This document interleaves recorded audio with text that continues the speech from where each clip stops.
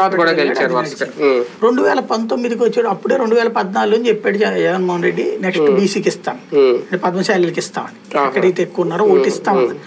కానీ ఎప్పుడైతే లోకేష్ పోటీకి దిగాడో మళ్ళీ అందుకని ఆళ్ల రామకృష్ణారెడ్డి పోటీ చేయనని ప్రకటించాడు. అప్పుడు ప్రకటించిన వాడికి మళ్ళీ టికెట్ ఇచ్చి పోటీ చేయించారు, గెలిచారు.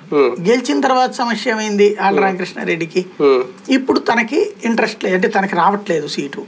తను గంజి చిరంజీవిని తీసుకొచ్చి చేర్పిస్తే తద్వారా పద్మశాలి ఓట్లని మనకు పడతాయి కదా అని చెప్పేసి ఆయన జగన్మోహన్ రెడ్డి దగ్గర తీసుకెళ్తే గంజి చిరంజీవిని ఎమ్మెల్యేగా ఉంటాడు, నువ్వు పక్కన కూర్చో, అతను గెలిపించుకురా అని చెప్తున్నాడు. ఇది తన అసిస్టెంట్ ఒకళ్ళని పట్టుకెళ్ళి ఏదో చేపిద్దాం అనుకుంటే తనే ఇరుక్కుపోయేటువంటి పరిస్థితి వచ్చిందే, తనకే కెరీర్కి మైనస్ వచ్చిందే. అందుకని ఇప్పుడు అసంతృప్తిలో నుంచి వస్తున్నటువంటి ఇష్యూసే ఇవన్నీ కూడా. షర్మిల పార్టీలోకి ఆళ్ల రామకృష్ణారెడ్డి గారు ఇంక వెళ్ళిపోతున్నట్టే ఒక రకంగా ఆయన మాటలు చూస్తూ ఉంటే.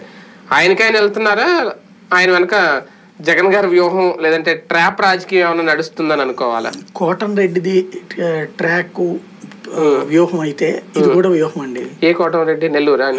కోటం రెడ్డి, శ్రీదేవి, ఆనము, మేకపాటి వాళ్ళందరిది నాటకాలు అయితే ఇది కూడా నాటకం. అవి ట్రాప్ ఎందుకు అవుతాయి? వాళ్ళు ఏకంగా ఎమ్మెల్సీ వ్యతిరేకంగానే ఓటేశారు కదా. మరి అదే కదా, అంటే ఈయన నమ్మిన బంట అంటారు కదా ఆళ్ల రామకృష్ణారెడ్డి జగన్ కి.